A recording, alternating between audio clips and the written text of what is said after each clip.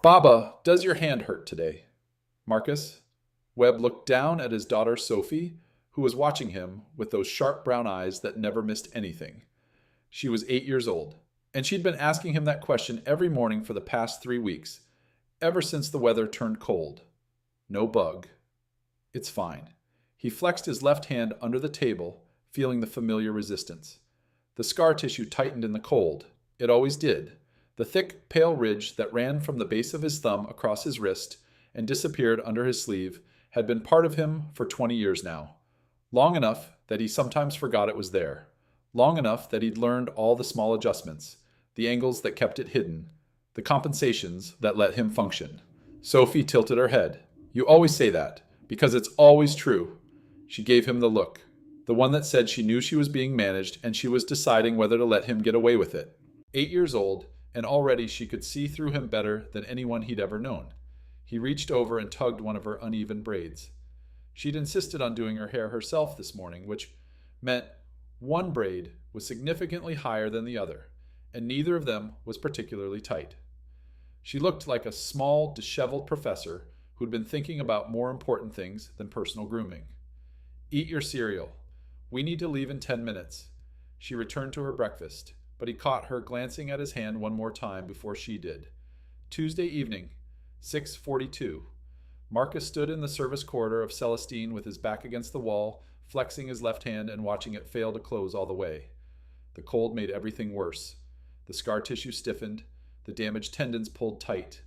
The grip strength that had never fully returned after the surgeries became even less reliable. He pressed his thumb into the base of his palm, the place where it started, the ridge of old tissue that had cost him everything, and given him everything at the same time. In 18 minutes, the dinner rush would begin. 5 hours of carrying plates and pouring wine and being invisible in a room full of people who'd never been invisible in their lives. 5 hours of keeping his left hand angled away so no one looked too closely. This morning, Sophie had asked about his hand. He'd told her it was fine. He told her that every morning. She was 8 years old, and she noticed everything, and the last thing she needed was another thing to carry. She already carried enough. They both did. Celestine was the kind of restaurant where the lighting was designed to keep secrets, and the menu had no prices. The kind of place where Marcus Webb in another life might have eaten. But in this life, he folded napkins and memorized wine pairings and worked doubles when Greg asked. Because doubles meant Sophie could stay in her after-school program through February. The after-school program cost $400 a month. His rent was $1,800. Sophie needed new shoes. Her current pair had a split at the right toe that he'd been patching with electrical tape for 2 weeks. He could afford the shoes or the after-school program extension, not both. Not this month. He did the math constantly. The math of barely enough. The calculations that ran in the background of his mind like software he couldn't turn off. He checked the reservation screen on the wall. Table 12. Cole. Single guest.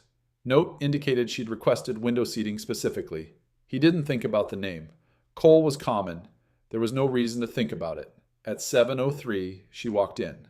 Marcus saw her from across the room before she reached his section.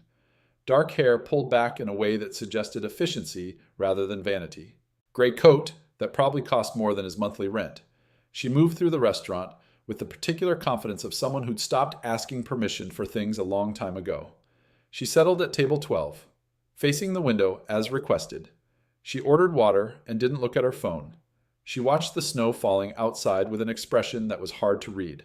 Marcus picked up the breadbasket and crossed to her table. Good evening. Will you be ordering from the tasting menu this evening, or would you prefer to choose individually? His voice was quiet, not timid, just careful with itself. Words cost something. He'd learned that young. Individually, she said. He nodded and set the menu at the edge of the table. Most servers made a small performance of it, a flourish, a comment about the chef's recommendations. He didn't. He'd learned that people like this preferred efficiency over warmth. He moved to check on the adjacent table, refilled a water glass, cleared an empty bread plate, the small mechanics of the job that required his body but not his mind. He was pouring water at table 10 when he felt it, the quality of attention that meant someone was watching him. Not casually the way diners sometimes watch servers with really seeing them. This was different. This was focused. He glanced back toward table 12. The woman was looking at his hands. Specifically, she was looking at his left hand, the one holding the water pitcher at an angle that kept his palm turned slightly away. The angle had become so automatic he barely noticed himself doing it anymore. Their eyes met for half a second. He looked away first. But something cold had moved through his chest, something that felt like recognition, though he couldn't have said of what. He worked his section for 40 minutes, took orders, delivered plates, maintained the careful professionalism that Greg had praised in his last review. 3 separate times he caught her watching him with that same focused attention. He didn't let himself think about why. At the end of the meal, she asked for the check. Marcus brought it, set it at the edge of the table, and then she spoke. Your hand, that scar, it goes from your thumb across your wrist. He went still. Kitchen accident, years ago. She shook her head slowly. No, it wasn't. He didn't answer. He stood there with the check in its leather folder and waited for whatever was coming. Because something was coming. He could feel it the way you feel weather changing before you see the clouds. January 29th, 2005. State Route 12, outside Allendale. There was a car on its side below the guardrail. A family of 3 trapped inside. Father unconscious, mother pinned, a 16-year-old girl in the back seat. The restaurant noise faded. Everything seemed very far away except this woman's voice and the steady certainty in it. A man appeared at the broken window. He cut through the girl's seatbelt. He pulled her out into the snow. Then he went back in for her mother. Then he went back in again for her father. She paused. He went back in twice. Marcus's hand tightened on the check folder.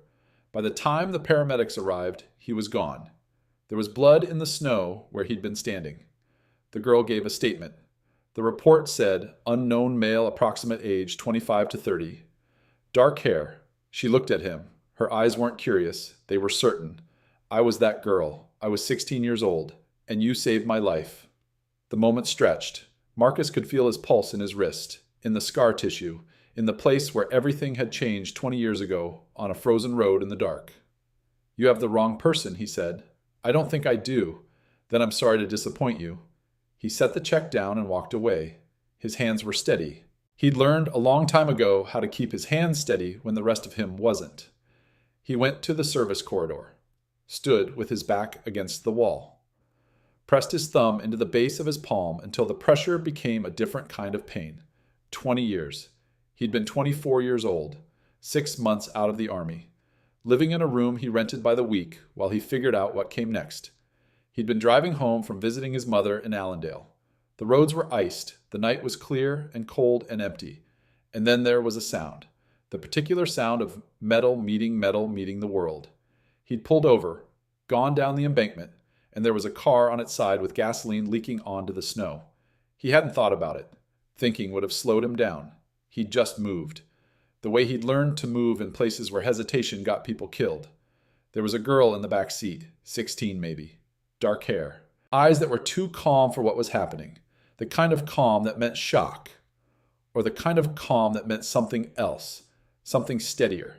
He'd cut through her seatbelt with the knife he always carried. Pulled her out through the broken window. Set her in the snow and told her to stay. Then he went back. The mother was conscious, trapped by the crumpled door. He worked her free, carried her up the embankment, set her next to her daughter. Then he went back again. The father was unconscious, bleeding from the head, heavy. Marcus had dragged him through the window and up the embankment while his left hand screamed at him. He'd sliced it open on the broken glass. He hadn't noticed until later. The adrenaline had been too thick. The need had been too immediate. By the time the paramedics arrived, he was sitting in his car at the side of the road with his hand wrapped in his shirt, waiting to make sure the family got loaded into the ambulances. He didn't give his name. He didn't stay for the questions. He drove himself to the hospital, got 19 stitches, went home. That was supposed to be the end of it. But it wasn't. 2 years later, the hand started causing problems. The tendon damage that no one had caught at the time. The nerve compression that got worse when he used it for the gripping and pulling that his job required. He'd been a search and rescue volunteer by then. The work had felt like a continuation of something, a way to make the instinct useful. He'd been good at it. He'd been very good at it. until the winter extraction in 2011. A hiker trapped in a ravine. Marcus went down. The rescue succeeded, but his hand did not. Deep tissue damage, severed tendons, 3 surgeries, partial permanent loss of grip strength. His career ended at 30. He didn't think about what that cost him. Thinking about costs meant thinking about ledgers. Ledgers meant thinking about what he'd lost. He had Sophie now. He had a life that worked. Barely. But it worked, and the last thing he needed was someone from 20 years ago walking into his restaurant and telling him she knew what he was. He finished his shift. He took his tips, which were decent. He said goodnight to Greg and walked out into the snow. The woman was gone. Her table had been reset for the next service. He told himself it was over. Marcus got home at 11:47. The apartment was dark, except for the small nightlight Sophie insisted on in the hallway. He took off his coat, hung it on the hook by the door, untied his shoes and set them neatly on the mat. The small rituals of a man who lived alone with a child and had learned that order was the cheapest form of control. The apartment was narrow, 2 bedrooms barely, but he'd done things with it. Bookshelves on every wall, real books, not decorative ones. A second-hand couch with a blanket folded over one arm. On the kitchen counter, a coffee maker and a small cactus that had survived 3 years without much effort on anyone's part. The window faced a brick wall. No direct sunlight ever, but Sophie had solved this by taping drawings everywhere. Horses, rockets, self-portraits. Color was the first thing you saw when you walked in. He checked on her before anything else. She was asleep with her hair fanned out across the pillow and one arm hanging off the edge of the bed. She always slept like that. Every night he lifted the arm and tucked it back under the blanket. Every night she stirred but didn't wake. 8 years old. Every morning she woke up ready to argue about something. Every night she fell asleep mid-sentence if you let her. She was the most specific person he'd ever known. He went to the kitchen, filled a glass of water, drank it standing at the sink while he looked out the window at the snow still coming down. He'd noticed the woman at table 12. He noticed everyone at his tables. It was the job. But he'd noticed her the way you noticed a particular quality of light. Not because it was intrusive, because it was different. She watched things carefully, watched him carefully. And when their eyes had met, there'd been something in her expression that wasn't curiosity exactly. It was recognition. He'd seen that look before. Twice. Both times he'd handled it the same way he handled everything he didn't want to deal with. He went quiet and kept moving and waited for it to pass. He was good at waiting for things to pass. The next morning he made Sophie breakfast. Cereal because they were out of eggs. Toast because she complained about cereal being boring. She sat at the table with her hair needing brushing and her backpack already on because she'd read somewhere that students who were prepared learned better. And Sophie took preparation very seriously. Her braids from yesterday had unraveled into something that looked like a small explosion. "I can fix those," Marcus said. "I'm going to do them myself. You did them yourself yesterday." She gave him a look that suggested this wasn't relevant information. He poured her juice, sat down across from her, watched her eat her boring cereal with the serious concentration she brought to everything. "Dad," she said, without looking up. "Yeah, Bug, your hand looks worse today." He glanced at it automatically. The scar was more visible than usual. The cold made it tighter, paler. "It's fine." She looked up then, brown eyes that missed nothing. "You always say that, because it's always fine. Mrs. Delgado says when people always say the same thing, it's because they want you to stop asking. Mrs. Delgado is very wise. She also says you work too much. Mrs. Delgado has a lot of opinions." Sophie considered this. Then she returned to her cereal with the air of someone who'd made her point and was willing to let it rest. For now. He walked her to school. At the door, she turned and looked at him with that expression that always made him feel like she was the adult and he was the child. "Love you, Baba." "Love you too, Bug." She walked inside. He watched until the door closed behind her. Then he stood there for another moment, the way he always did, just in case. That afternoon, he sat at the kitchen table with the bills spread out in front of him. Rent, $1,800, due in 12 days. Electric, $83. Phone, $47. After-school program extension, $400. Sophie's shoes, the ones with the split at the toe that he'd been patching with electrical tape. $40 minimum if he went to the discount place. $60 if he wanted something that would last more than 3 months. He had $812 in his checking account. His next paycheck would be $400 and something depending on tips. He did the math. The math he did every month. The constant calculation of what he could afford and what he could not. The shoes or the after-school program. Not both. The after-school program meant Sophie had somewhere safe to be until 6 when he worked day shifts. It meant she wasn't alone in the apartment. It meant she had help with homework and friends to play with and adults who watched out for her. The shoes meant her feet wouldn't be cold and wet when it snowed. He rubbed the scar on his palm. The small ritual of acknowledgement. This is what it is. This is what it costs. He made a decision. He would do extra shifts. Greg had asked twice this week if he could cover for people who called out.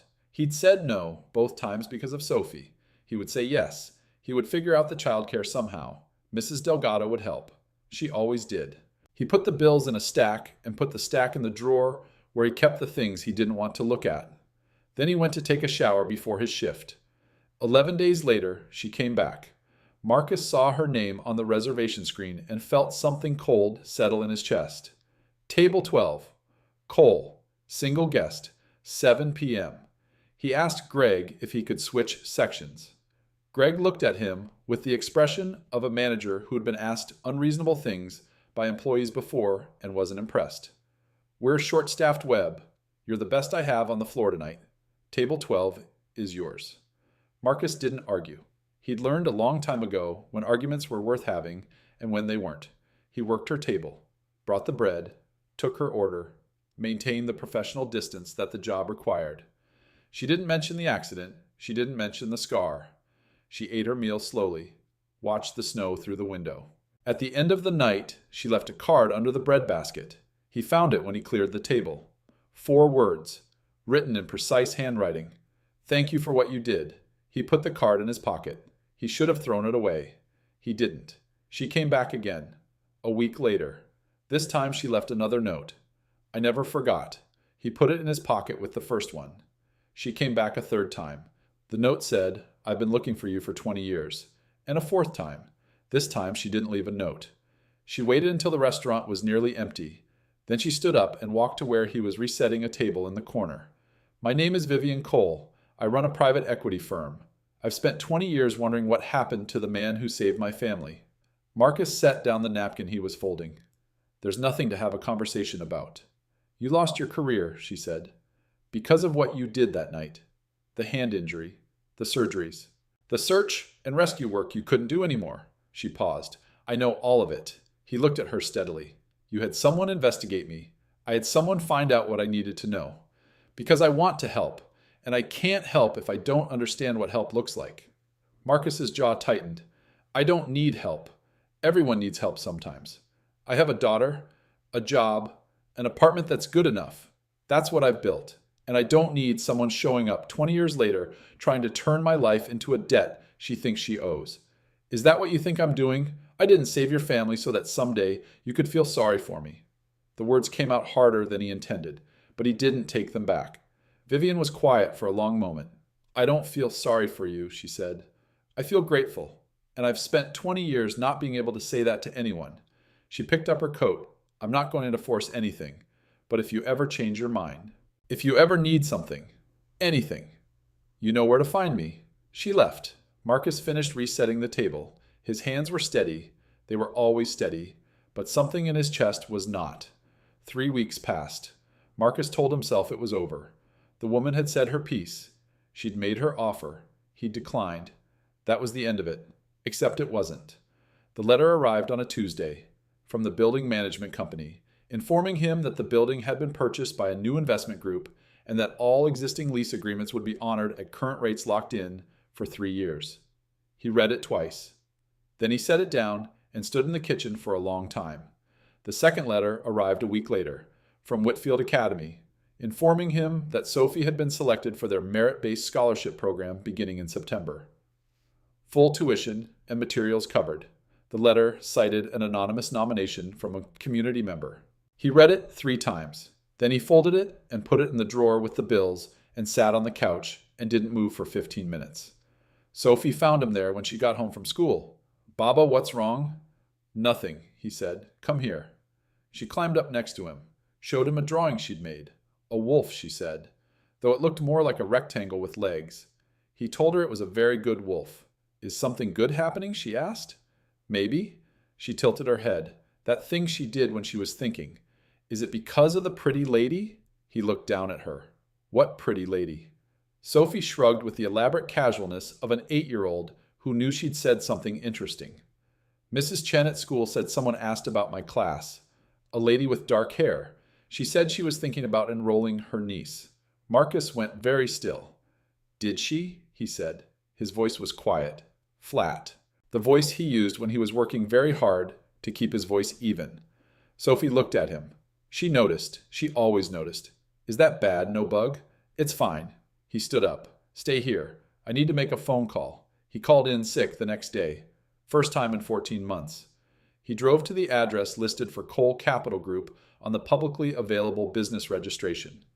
He sat in the parking garage for 20 minutes. Then he got out and went inside. Vivian's office was on the 14th floor. It wasn't what he expected. He'd expected glass and steel and the aggressive minimalism of serious money. Instead, there were books everywhere. Real books, stacked and annotated. A large desk that faced away from the view.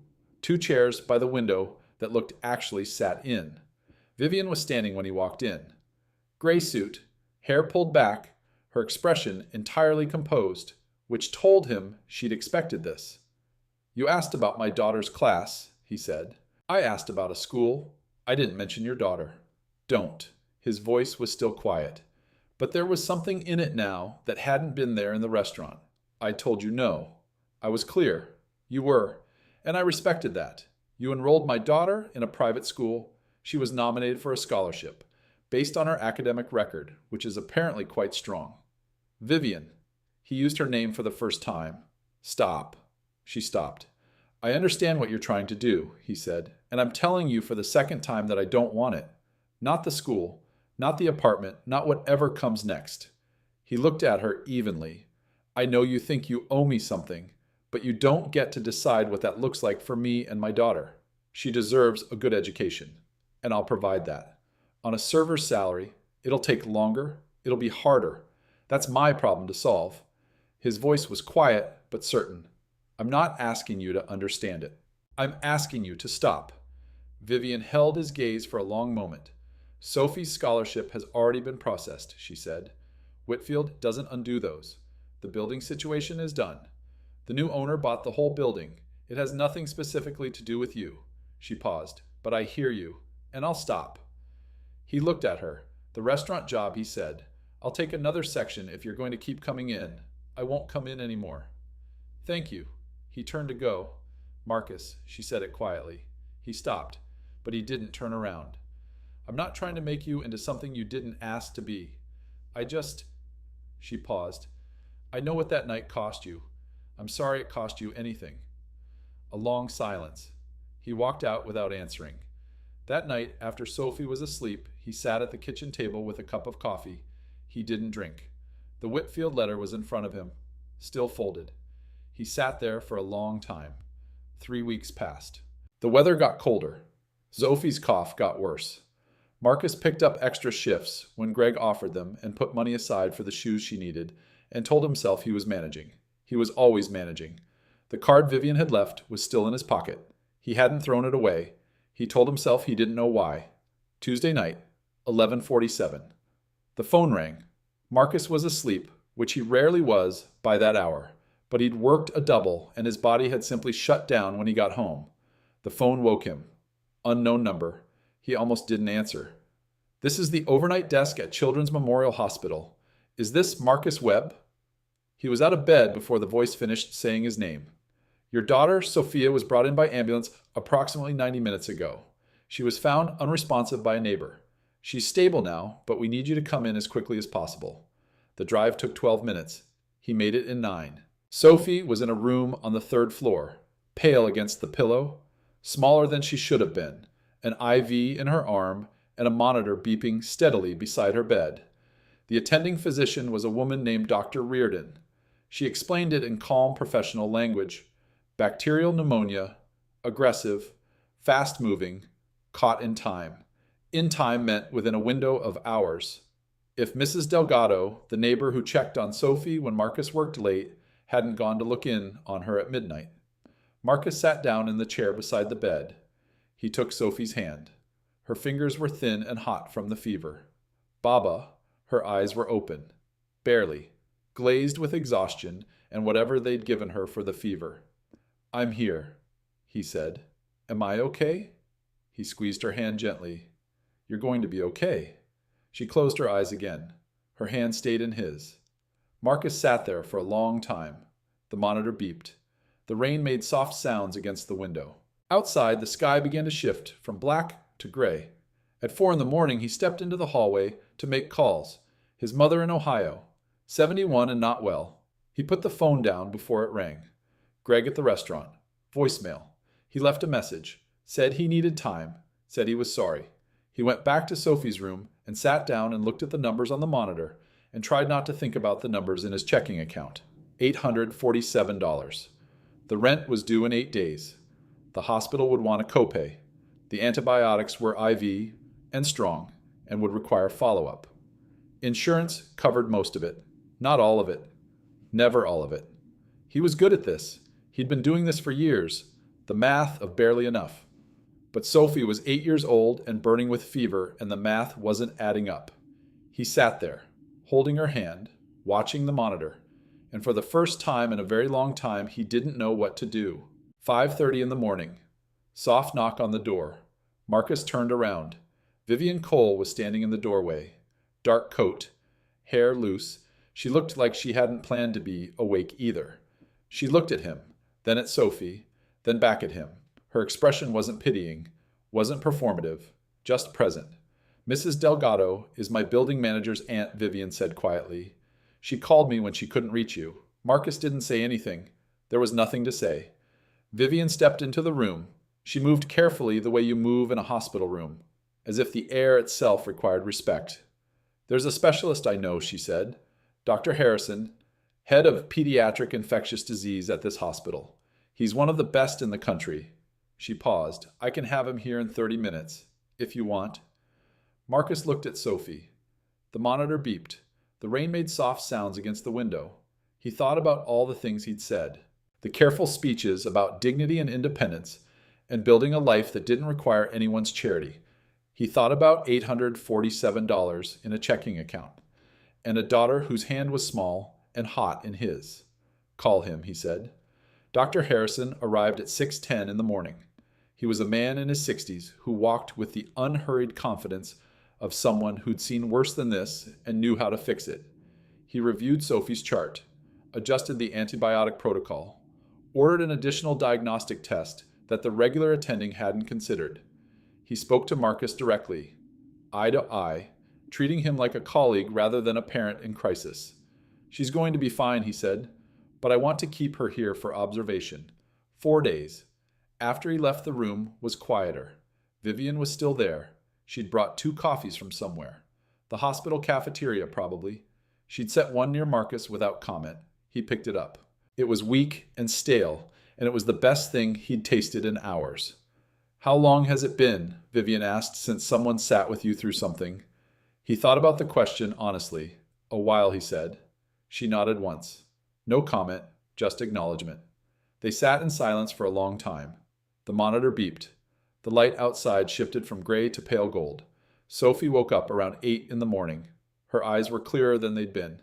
She looked at Marcus, then at Vivian, then at the IV in her arm. "Baba," she said, "I don't like this. I know," he said, "but it's making you better." Sophie considered this with the serious expression she used for all important information. Then she looked at Vivian. "Who's that?" Marcus hesitated.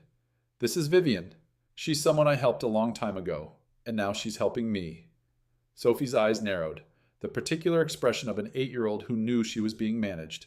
"What did you do?" "It's a long story. You always say that when you don't want to tell me something." Marcus almost smiled. It was the first time he'd almost smiled in hours. "I pulled her out of a car," he said. when she was not much older than you. Sophie looked at Vivian with new interest. He saved you. He saved my whole family, Vivian said. My mom and dad, too. Sophie absorbed this. Then she looked at Marcus's left hand, the one that was resting on the bed beside her. Is that how your hand got hurt? Silence. Part of it, he said. Yes. Does it still hurt? Sometimes, when it's cold. Sophie nodded slowly. She'd known about the hand for years. She'd grown up watching him compensate for it, watching him angle it away, watching him do the small, unconscious things that people do when part of their body no longer works the way it should. But she'd never asked directly, and he'd never told her. She looked at Vivian with sudden intensity. You should help him more. The words came out with the particular directness of a child who'd decided that honesty was more important than diplomacy. He doesn't let people help him. He says he's fine when he's not fine, and he works too much, and he pretends he doesn't need things when he does. Sophie, Marcus said. It's true. Mrs. Delgado says you're the most stubborn person she's ever met. She says it nice, but she means it. Vivian made a sound that was almost a laugh. She sounds like a smart woman. She is, Sophie said. She makes good soup. The moment held. Something in the room had shifted. Something that had been tight and guarded had loosened. Sophie looked at Vivian again.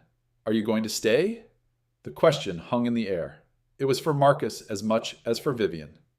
If that's okay, Vivian said. I'd like to. Marcus was quiet for a long moment, then he nodded. That's okay, he said. Sophie was discharged on the 4th day. She came home in Vivian's car because Marcus's car had a broken heater and it was still cold outside.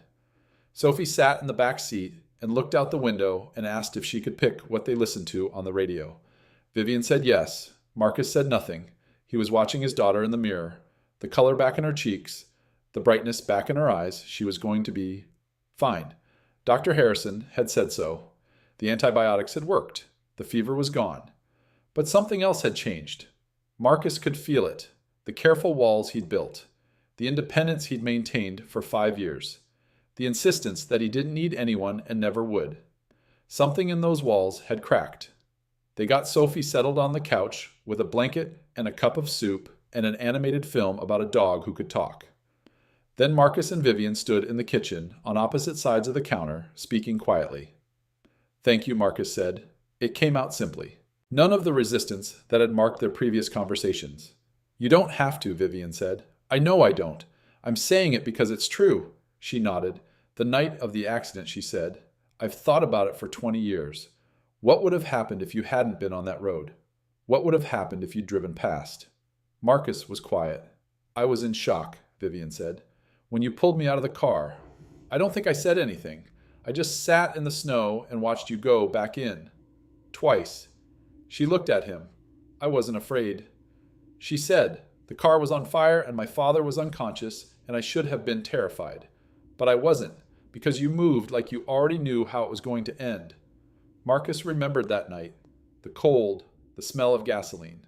The girl sitting in the snow with her arms around her knees. I didn't know, he said. I never know. I just do what has to be done and hope it's enough. It was enough, Vivian said. It was more than enough. He paused. I was 24, he said.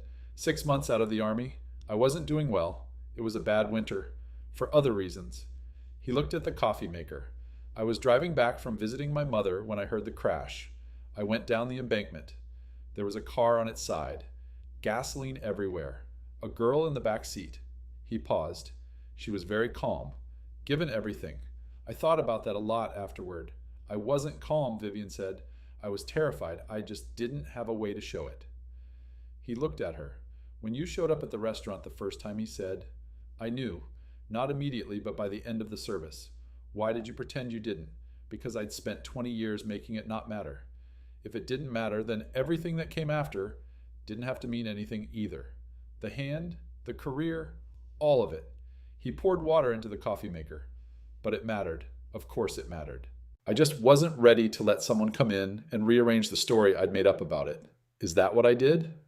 You showed up with 20 years of it on your face. And I'd spent 20 years putting mine somewhere I couldn't see it. He paused. That's what made it hard. Not the offer of help. In the living room, Sophie said loudly, Baba. The dog is doing something weird. You have to see this. Marcus looked toward the doorway. then back at Vivian. Something passed between them. Not romantic, not yet, maybe not ever, but something. An acknowledgement, a recognition. You should probably see what the dog is doing, Vivian said.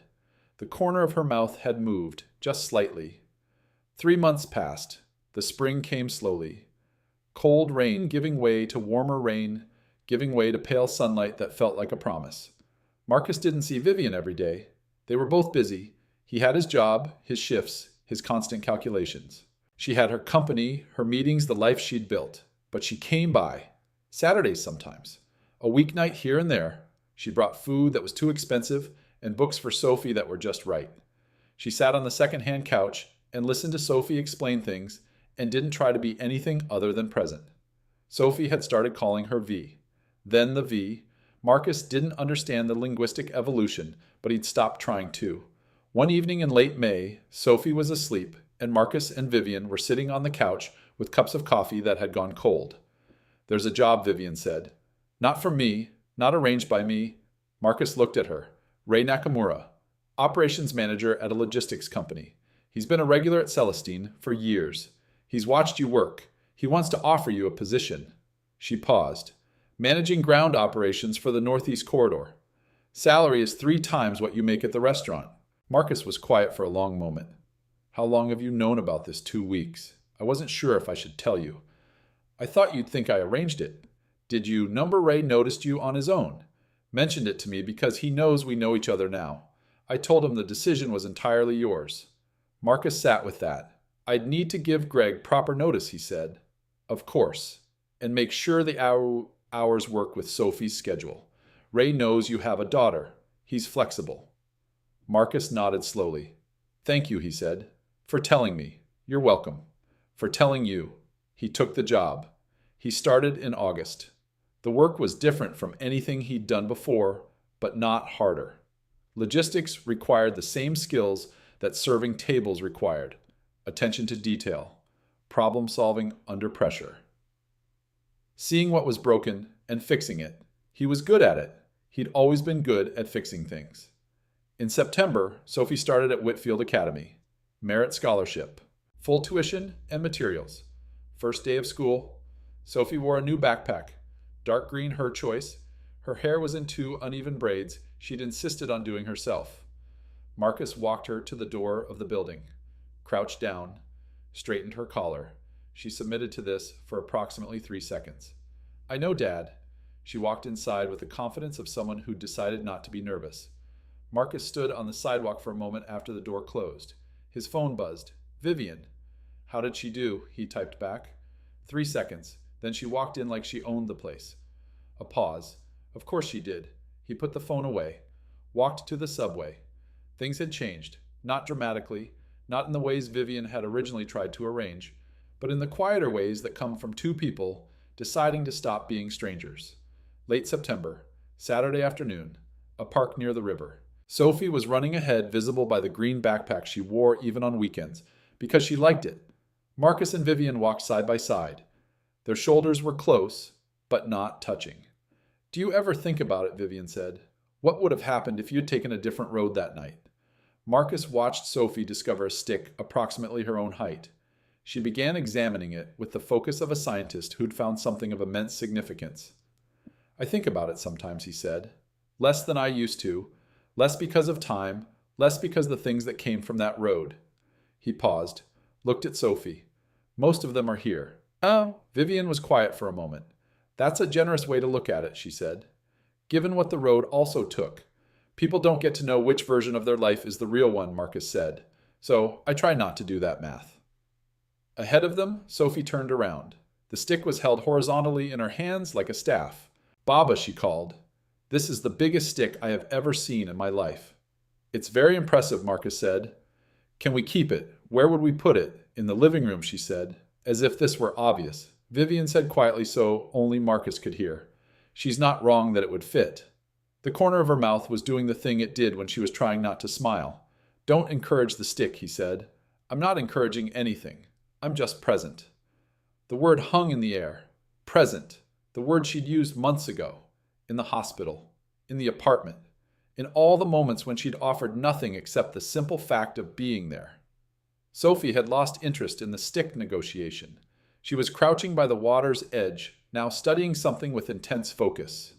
The light through the trees was warm and long, late afternoon and early fall, the kind of light that made everything look golden and deliberate. Marcus reached over. His hand found hers, not dramatically, not announced, just a hand, finding a hand the way hands do when they've been moving toward each other for a long time without rushing. His left hand, the one with the scar. She felt the ridge of old tissue against her palm, the place where everything had changed 20 years ago on a frozen road in the dark. She didn't say anything about it. She just held it. Sophie stood up from the water's edge, turned around, looked at them with the specific expression of an 8-year-old who'd noticed something and decided it was acceptable. "Okay," she said, apparently to no one in particular. Then she went back to looking at the water. Marcus thought about 20 years. A car on its side in the snow, a girl with calm eyes in the back seat, the choice to go back in, and then to go back in again. All the things that choice had cost him, and all the things it had given him, his daughter ahead of him, this woman beside him, this life built piece by piece from the wreckage of other lives. He thought about what Sophie had said in the hospital. You don't let people help you. You pretend you don't need things when you do. She was right. She was usually right. His thumb moved slightly against the back of Vivian's hand. The scar tissue, the healed wrong place, the proof of what he'd been willing to do for people he didn't know. Vivian looked at him, and there it was, the same calm he'd seen in her face 20 years ago, when she was 16 years old, sitting in the snow, watching him work. She wasn't afraid then. She wasn't afraid now. The river moved, the light held. Somewhere behind them, the city kept doing what cities do, all that noise and motion and forward pressure, but here by the water it was quiet. Sophie called from the edge, "Baba, there's a frog, an actual frog." "Don't touch it," Marcus said automatically. "I'm not going to touch it. I'm going to observe it." "There's a difference," Vivian laughed. "The real one, not the professional version." Marcus looked at her, at his daughter, at the light coming through the trees. Some people carry their worth in titles and credentials and the rooms they're allowed to enter. Others carry it in the scars they earned, doing what needed to be done. In the children, they raised alone. In the quiet moments when someone finally says yes to being helped. The world doesn't always know the difference. But Sophie knew, and Vivian knew, and that Marcus had decided was enough. That was everything.